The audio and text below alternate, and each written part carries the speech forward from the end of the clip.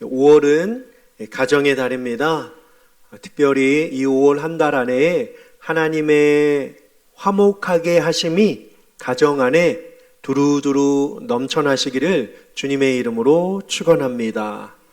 부모 관계, 자녀 관계, 부부 관계에 쉽지만은 않지만 하나님께서 어느 한 달보다도 지혜의 영을 주시고 또한 사랑할 수 있는 마음을 주시고 또한 품을 수 있는 은혜를 주셔서 이 5월 한 달 가운데 가정 안에서 기도하시고 소망하시고 바라시는 은혜로운 모든 기도의 간구가 주님 안에 합력하여 선을 이루어 기쁨의 한 달, 은혜의 한 달, 응답의 한 달이 되시기를 주님의 이름으로 축원합니다. 우리 지난 시간에는 로마서 1장 17절을 통하여서 하나님의 의가 무엇인지 우리가 함께 생각해 보았습니다.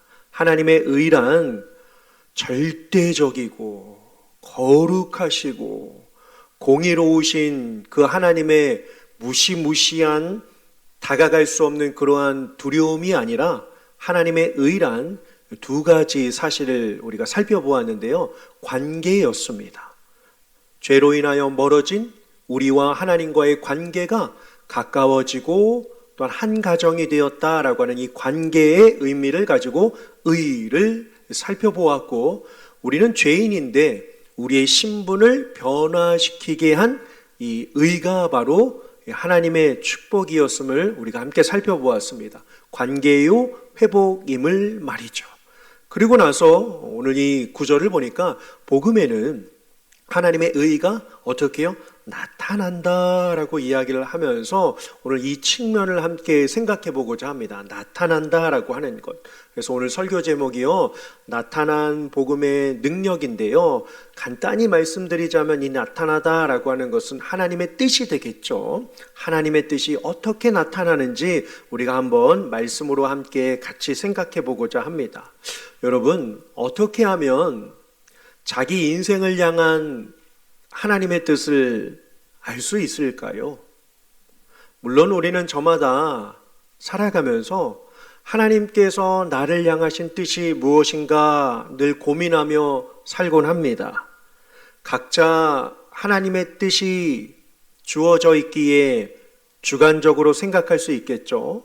하나님이 내게 원하시는 뜻, 하나님이 나를 통하여 무엇을 하기를 원하실까라고 하는 고민을 우리는 계속하며 살아가곤 합니다. 하지만 인생의 갈림길에 있을 때는 어떤가요? 예를 들어 고난을 맞이했을 때 왜 하나님께서 나에게 이러한 시련을 주시나? 왜 하나님께서 나를 이렇게 울게 하시나? 왜 하나님께서 나를 이렇게 좌절하게 하시나? 하나님의 뜻이 무엇인가? 라고 하면서 우리는 고민할 때가 있습니다. 답답할 때가 있다는 거죠. 제가 어느 책에서 보니까 재미있는 이야기를 보고 잠깐 소개해드리고 싶은데요. 어떠한 사람이요, 참 특이한 경험을 통하여서 하나님의 뜻을 발견했다라고 하면서 자신의 에피소드를 기록한 책을 읽은 적이 있습니다. 그분이 이러한 이야기를 하더라고요. 집에서 걷다가 그만 뭔가를 잘못 밟아서 미끄러졌는데, 미끄러지고 난 뒤에 자기의 오른손이 가리키는 곳이 뭔가라고 하면서 오른손을 딱 보았는데 오른손이 지도 위에 있더라는 거예요. 근데 그 오른손 검지손가락이 어디를 가리키고 있었냐면 인도, 나라 인도를 가리키고 있더라는 겁니다. 그리고 나서 넘어지자마자 나라 인도를 보고 나서 무릎을 꿇고 기도를 했대요. 뭐라고 기도를 했을까요? 하나님, 제가 어느 나라를 선교하며 어느 나라를 도와야 할지 몰랐는데 이렇게 넘어짐으로 알게 해주셔서 감사합니다.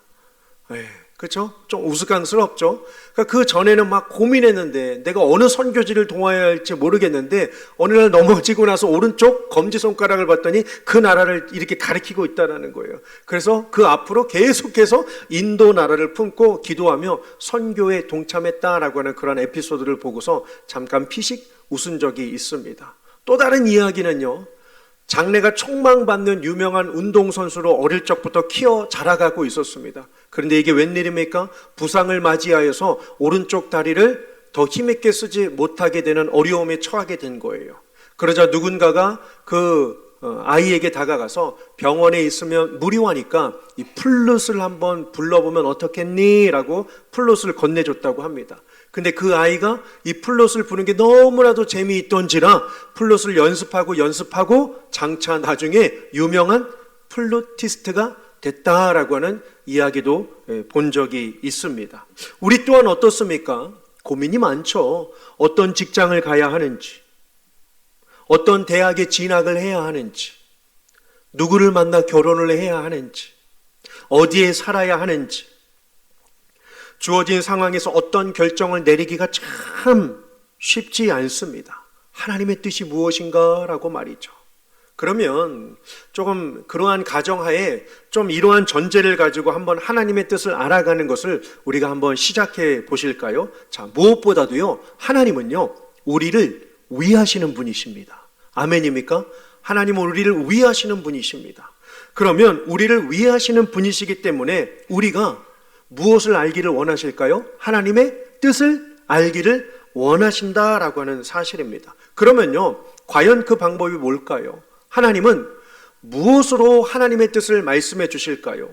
방금 말씀드린 것처럼 조금 어처구니 없는 상황으로 이게 하나님의 뜻이야 라고 생각할 수 있겠지만 하나님의 뜻을 가장 명확하게 알 수 있는 방법은 딱 하나 있습니다. 그게 뭐죠? 우리에게 계시로 주어진 하나님의 말씀이에요. 이것보다 하나님의 뜻을 알 수 있다라고 하는 건 없습니다. 하나님 말씀 한마디에 한마디에 하나님의 뜻이 분명하게 나타나 있기 때문입니다. 물론 우리는 이 사실을 알지만 세상은 여기에 하나님의 뜻이 있습니다 라고 이야기한다면 여전히 비웃고 있는 안타까운 현실을 볼 수 있습니다. 사도 베드로가요, 마지막 때가 될 때 두 개의 진영으로 나뉘어진다고 합니다. 하나님의 뜻을 말씀 안에서 찾는 자와 하나님의 뜻을 무시하며 하나님의 존재를 부인하는 자로 나누어진다라고 말이죠. 그래서 사도 베드로가 베드로후서 2장에서요, 2장 17절을 보면서 이러한 이야기를 합니다. 하나님의 뜻을 알지 못하고 살아가는 자들을 가리켜서 2장 17절에는요, 물 없는 샘과 같다라고 이야기를 해요. 겉으로는 사람이지만 살아있지만 속사람은 영이 살아있지 못한 채, 속사람은 깨닫지 못한 채, 하나님을 의식하지 못한 채 살아가는 대상들을 가리켜 물 없는 샘이라고 표현을 합니다. 그리고 베드로후서 2장 22절을 보시면 토한 것을 다시 먹는 개라고 표현을 해요. 어리석다는 거죠. 왜 어리석을까요? 당시에 사람들이 베드로 사도에게 이러한 질문을 합니다. 예수님이 오셨다고? 예수님이 부활하셨다고? 예수님이 다시 오신다고? 무슨 말도 안 되는 소리를 해. 내가 예수를 봐야 믿겨지지. 난 예수를 본 적이 없어. 난 예수를 본 적도 없고 그가 하는 이야기를 들은 적도 없으니 예수가 왔다라고 하는 것은 터무니없는 거짓말이야 라고 하면서 세상에 대하여 막 예수 그리스도를 대하여서 저항하고 반대하는 세력들이 일어나기 시작합니다. 그러면서 이러한 이야기를 하죠. 베드로후서 3장에서요.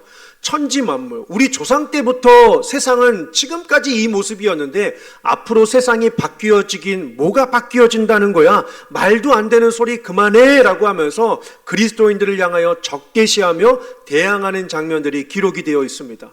예수님이 다시 오신다고 믿지 못하는 거죠.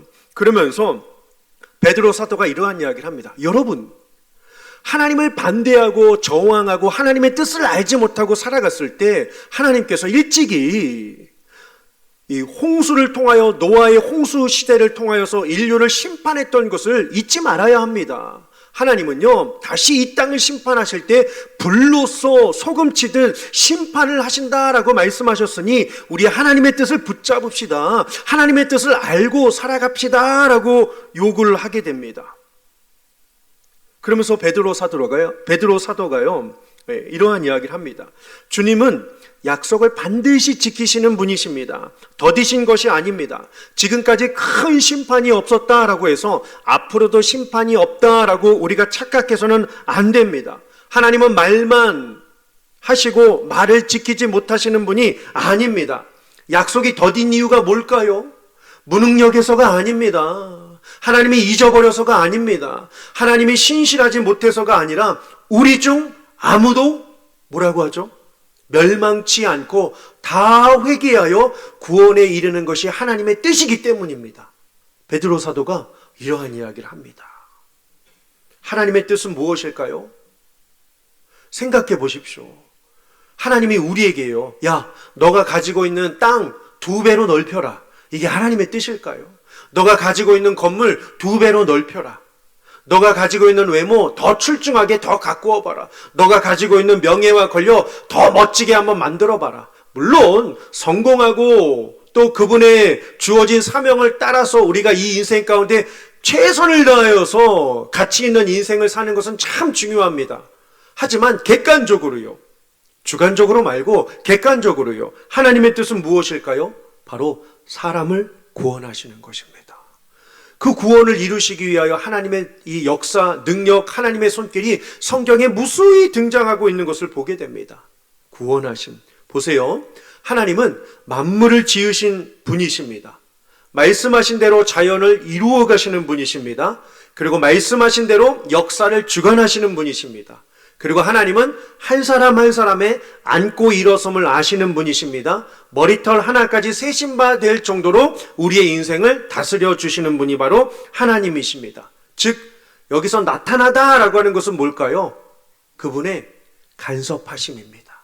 하나님의 의가 나타났다라고 하는 것은 그분이 간섭해 주신 거예요. 뭐예요? 모든 만물이에요. 모든 역사에입니다. 모든 인간에게 그분이 간섭해 주심으로 말미암아 이 모든 것들이 이루어지고 있다라고 하는 사실입니다. 여러분, 과학에 관심 있는 분 계시죠?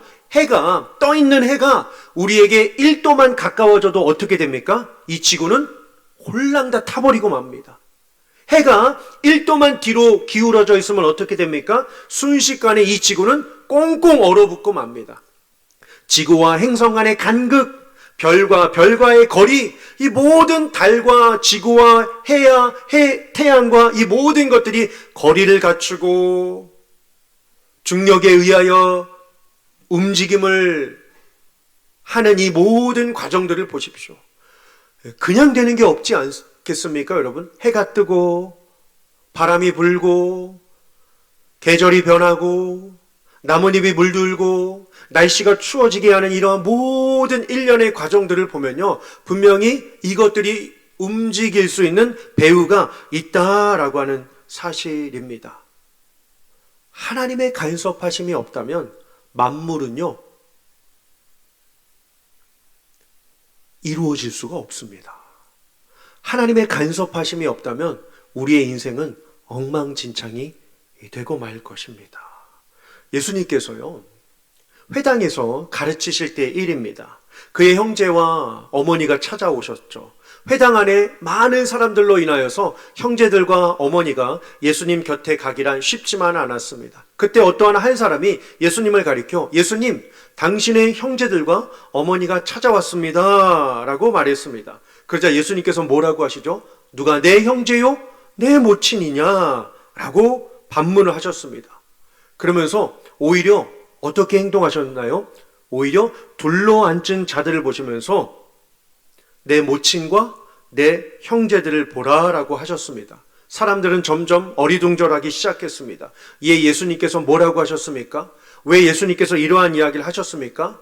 여러분, 성경 구절을 보시면 마가복음 3장 35절에 이러한 말씀이 있습니다. 누구든지 무엇으로요? 하나님의 뜻대로요.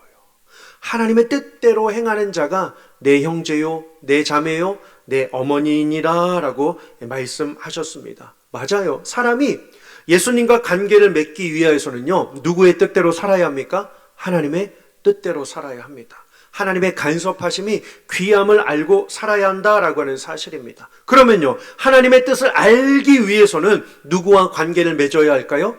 예수님과 관계를 맺으며 살아가야 합니다. 여러분, 예수님과 관계를 맺는 것이 왜 중요할까요? 왜 우리는 하나님의 뜻을 알고 이 땅에 살아가는 것이 중요할까요? 자, 요한일서 2장 15절에서 17절인데요. 우리 화면을 한번 보실까요? 같이 한번 읽어보실까요? 시작! 이 세상이나 세상에 있는 것들을 사랑하지 말라.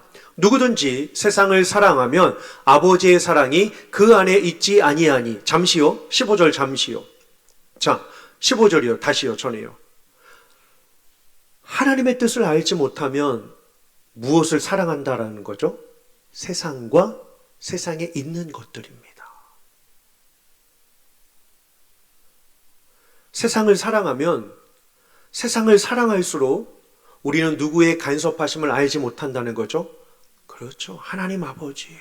예수 그리스도의 그 사랑을 알 수 없다라고 이야기를 합니다. 자, 세상과 세상에 있는 것들이 뭘까요? 16절입니다. 같이요. 시작. 이는 세상에 있는 모든 것이 육신의 정욕과 안목의 정욕과 이생의 자랑이니 다 아버지께로부터 온 것이 아니요 세상으로부터 온 것이라. 세 가지를 이야기를 하고 있습니다. 몸으로 하는 쾌락, 눈으로 보는 헛된 것들, 세상이 주는 거짓 부유함들이 세상이 주는 잘못된 사랑이다라고 이야기를 합니다. 하나님은 당당히 말씀하셨어요. 아버지께로부터 이러한 것들이 온 것이 아니다라고 말이죠. 어디로부터 왔다고 합니까? 세상으로부터 왔다라고 해요. 성경을 보시면 세상을 지칭하는 표현들이 몇 개가 됩니다. 첫 번째로는 하나님이 창조하신 세상입니다. 두 번째는요, 악한 영이 다스리고 있는 악한 세상입니다. 그리고 세 번째는요, 하나님이 창조하신 하나님 나라. 이 세 가지가 세상을 뜻하고 있습니다. 여기에서 세상은요, 두 번째겠죠. 죄와 악한 영들이 다스리고 있는 악한 세력들을 가리키는 것을 볼 수 있습니다. 하지만 세상 것들을 멀리하고 하나님의 사랑을 알고 주님의 간섭하심을 알면 우리에게 주어지는 은혜가 있는데요. 17절입니다. 같이 읽어보실까요? 시작! 이 세상도 그 정욕도 지나가되 오직 하나님의 뜻을 행하는 자는 영원히 거하느니라. 아멘. 하나님의 뜻을 행하는 자는 영원히 어떻게 해요? 사는 자들입니다. 왜 그럴까요? 왜 하나님의 뜻을 행하는 자는 영원히 살까요? 답은 오직 예수님만이 우리에게 영생을 주시는 유일한 구원자이시기 때문입니다. 믿으십니까? 만약 우리가 예수님께 우리의 삶을 의탁하지 않는다면 우리는 하나님께 아무것도 기대할 수가 없습니다. 죄를 용서해 주신 이 사실을 인식하지 못하기 때문에 세상은요, 구원의 진리를 거부하는 것입니다. 아무도 죄를 인정하는 것을 좋아하지 않기 때문입니다. 그리고 많은 사람들이 그들이 구원받아야 할 죄인이라는 것을 인정하기를 세상은 정말 싫어하기 때문입니다. 누가 죄에 대하여 듣고 싶어 하겠습니까? 대부분의 사람들은 죄를 가리기 위하여 가면을 쓰고 있으니 말입니다. 그런데 하나님의 뜻은 무엇이라고요? 죄인을 구원하시는 것입니다. 우리 잊지 맙시다. 하나님의 뜻은 무엇이라고요? 죄인을 구원하는 것입니다. 그렇다면 모든 것이 가능해졌습니다. 분명해졌습니다. 자, 죄인인 내가 구원받았음을 믿는다면 우리는 앞으로 어떻게 살아야 할까요? 이 구원의 메시지를 들고 그렇죠. 세상에 나가 사람들에게 이 메시지를 전해야 합니다. 이게 하나님의 뜻이에요. 하나님의 뜻은 하나님은 모든 사람들을 구원하기를 원하시는 것과 그리고 죄인인 내가 구원받아 이 메시지를 들고 세상에 나가는 것이 하나님의 뜻이다라고 하는 사실입니다. 왜요? 세상 어딘가에는 아직도 여전히 우리 주변 우리 곁에는 여전히 예수 그리스도를 필요로 하는 사람들이 참 많이 있기 때문입니다. 이번 주에 수련회를 가는데요. 임원 수련회입니다. 제가 한 가지 제안을 했어요. 우리 회의도 중요하고 좀 충전도 중요하고 맛있는 것도 먹고 서로 임원들 가운데 노예 분들과 함께 친밀해지는 것도 중요하지만 좀 우리가 결속하고 좀 결합하고 하기보다 우리가 가진 이 에너지와 사랑을 조금 나누어 줄 수 있는 사랑지기가 되면 좋겠다라고 제가 한번 제안을 드렸어요. 그래서 우리 그냥 아무런 데나 가지 말고 좀 의미 있는 곳에 가면 좋겠다고 선교지를 가기로 결정을 해서 이제 가기로 했거든요. 왜냐하면 그곳에 저희 노예 안에 한 목사님이 섬기고 있는 선교지가 있는데 빈민가에 아이들이 있습니다.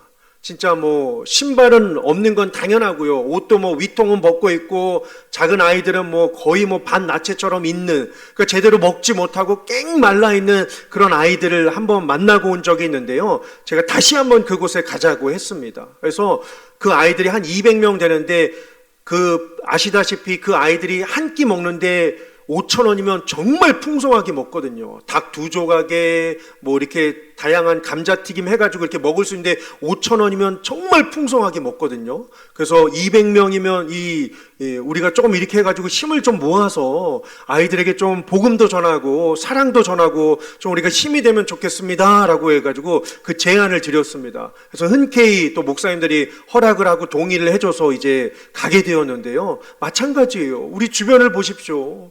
정말 힘겨워하고 예수 그리스도의 사랑을 알지 못하고 고통스러워하며 미래의 소망이 없이 삶의 낙이 없이 인생의 존재에 대한 그러한 기쁨 없이 살아가고 있는 자들이 얼마나 많이 있는지 모릅니다. 여러분, 하나님이 그들 또한 어떻게 해요? 구원하기를 원하십니다. 믿으십니까? 모든 사람들이 구원받기를 원하시니까요. 그래서 우리는 뭐가 되어야 할까요? 진짜 사랑지기는요, 복음을 운반하는 수단이 되어야 합니다. 복음을 전하는 도구가 되어야 한다고요. 복음을 드러낼 수 있는, 복음을 전파할 수 있는 도구가 되어야 한다라고 하는 사실입니다. 이것이 바로 하나님의 뜻입니다. 하나님의 뜻은 우리가 그리스도를 더 깊이 아는 것, 그리고 우리 주변에 있는 이웃들에게 그리스도를 알게 하는 것이 하나님의 뜻입니다. 하나님은 지금도 모든 사람들이 구원받기를 간절히 원하고 계십니다.